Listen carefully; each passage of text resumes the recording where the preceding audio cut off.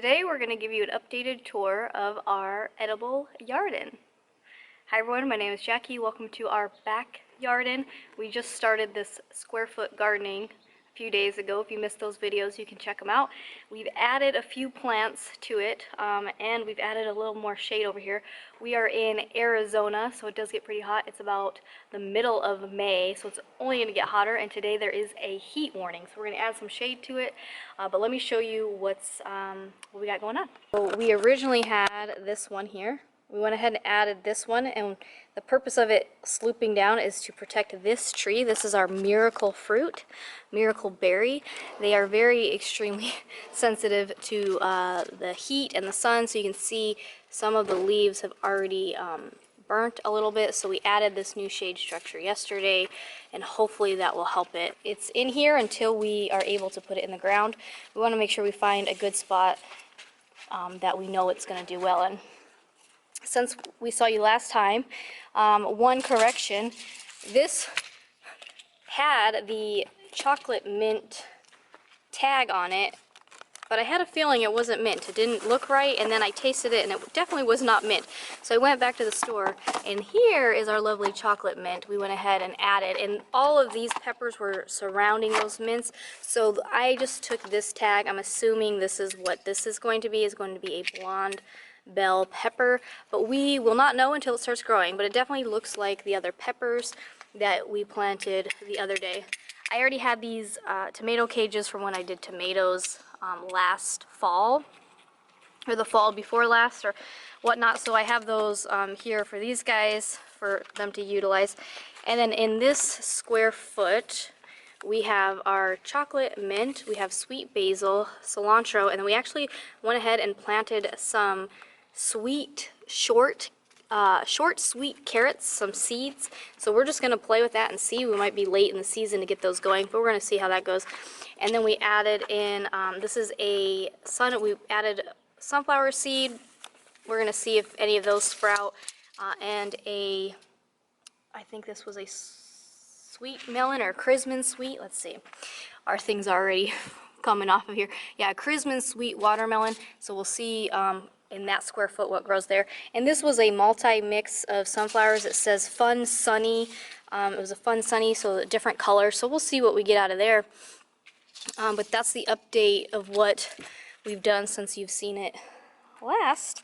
And then Ricky is going to help create a shade structure using these PVC pipes and this shade cloth directly over the bed, because we're noticing, unfortunately, we have, this is west, this afternoon sun is torture, so the plants around 4 o'clock are usually pretty wilted and not too happy with us. So we're going to see if adding some shade for the afternoon will help. Might need another piece. So that was super fast and easy. Ricky needs to go to the store though to pick up one more piece. So what he did, we got these, we got these bricks from Lowe's or Home Depot. So they're already, pre-configured, so you can make any shape bed that you want basically, or any size.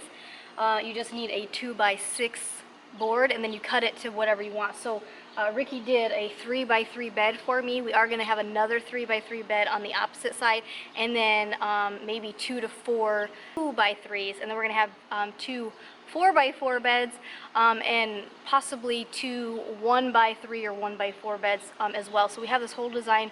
It's coming along. So super easy. Ricky just did this PVC pipe. He did the rebarb, so I'll show you that real quick here.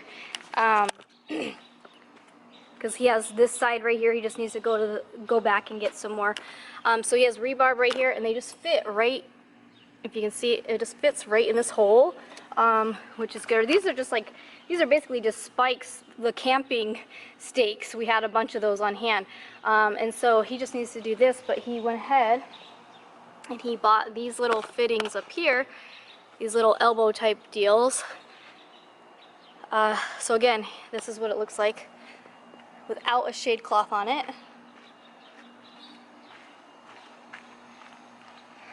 Good, so we have the shade cloth.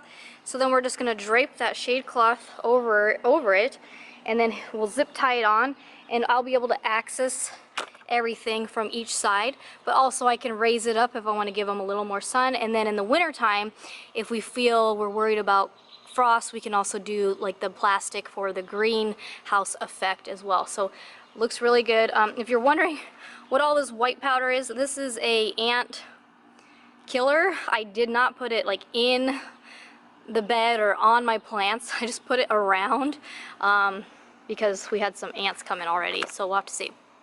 So real quick, I'm just going to test the water, so I'm going to show you the moisture level. So I got this also. It's a 3-in-1 meter. You can check the moisture of the soil, the pH level, and then the light. So right here, because I am in the shade, it's a little dark. If I were to walk out there, it would be completely lit up. So we are going to use the moisture one, and it has a gauge here. It's going to show us whether it's dry, moist, or wet.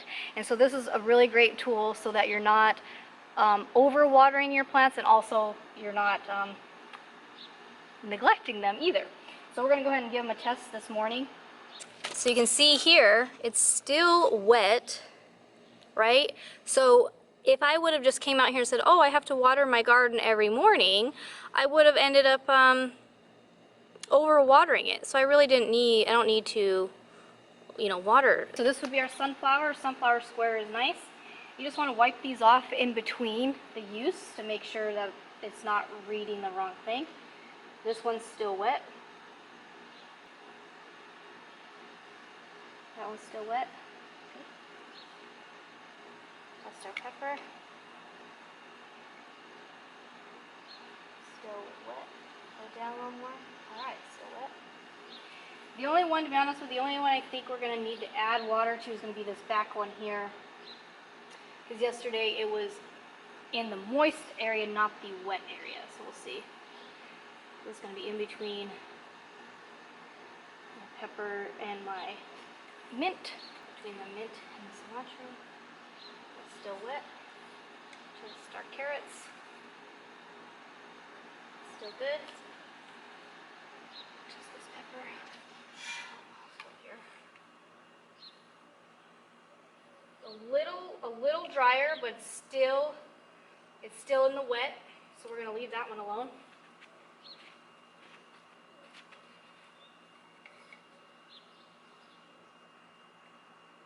That one's still wet.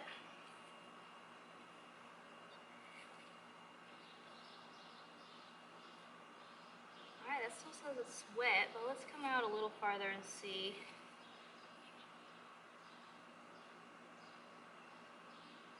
Alright, it's still wet. So all of these are great. I'm going to check the tree real quick.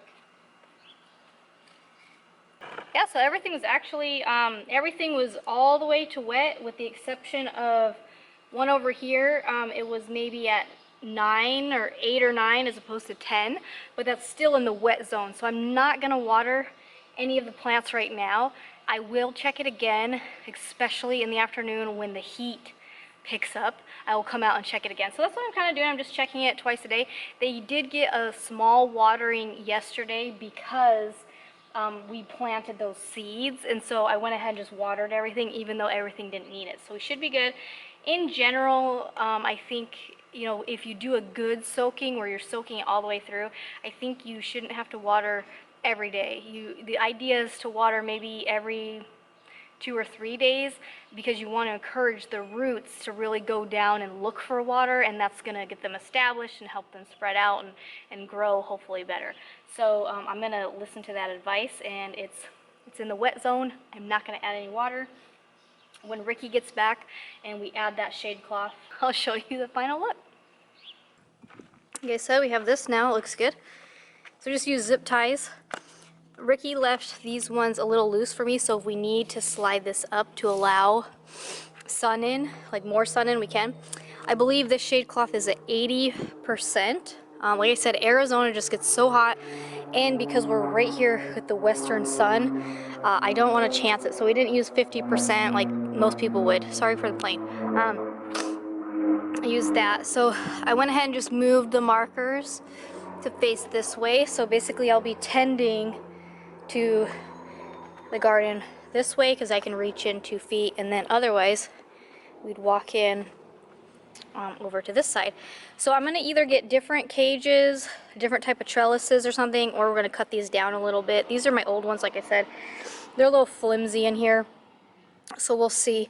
And then I started removing all the rocks here, so now the tree is in a nice spot. And then we also zipped tied these two together, so we have some nice, really nice shade. Eventually we'll even this out, and this plant will actually be planted in the ground. And then maybe we'll put some, just, you know, like a little tiny seating spot in the corner here. But yeah, so that's it for today's project. We will check these guys in the afternoon, and we will check the water again and see how they're doing. Alright, it's looking way better than yesterday with this shade cloth here. It's about 4 in the afternoon. Yesterday at this time, all of these little guys were completely wilted down. He was wilted down. This one was almost burnt. That one was pretty bad. So today they look way better. You can see on the reflection, or the shadow rather, on the wall here. So this shade cloth is 80% shade, I believe. So that's why you can see a little more through. This one up here, these are supposed to, I think, 90. So they definitely look way better. They look way happier today than they did yesterday, so I'm so glad we added this. You know, Arizona, it just gets hot, and we're getting in the hundreds, and it's only gonna get hotter, so definitely glad we got this. We'll be adding this onto all of our raised beds, especially because they have that harsh, you know, west sun, the afternoon sun, which is really bad. It's really harsh for them, but that's where they're at. So we'll be adding this type of thing onto all the beds, and then we can always change this off and put some type of plastic or something on there in the winter if we have plants that are sensitive to the cold. So really glad we added that. This guy here, we've just kind of been moving around in this area throughout the day, just depending on trying to make sure that it stays under the shade. So I did start it off earlier right here, and then about 3 o'clock it was starting to get some sun from this flapping, so we did move it over here. So I think this is a good spot for it now. We are going to have this actually planted in the ground hopefully on Wednesday, so in 2 days. So we might be bringing it out roughly like here. I'm hoping that will be a good spot for it. I still got to clear out these rocks. We gotta level this out a little bit, but I think we finally have it figured out for this guy here. This one's gonna need shade protection pretty much year-round, and it's gonna need cold protection as well. It's a sensitive tropical plant. We're doing the best that we can, just learning how to do this. We did order the rest of our fruit trees, our tropical trees, and so I have kind of marked out in the dirt where we want them, so hopefully that's where they can go. We'll let you know. And then I kind of just drew out just a very rough sketch of where the other beds are going to be going over here. So this would be a walkway right here eventually. So yeah, but definitely happy. We went ahead and just tied that down so when the wind flaps it's not everywhere. I like the way it looks over here. It's just a nice little shaded spot, but definitely plants are way happier today, so happy with our results. So I just want to thank you guys for joining me today at the edible Yarden and joining us for this update and our updated project. So join me next time for an updated tour. Talk to you later. Bye.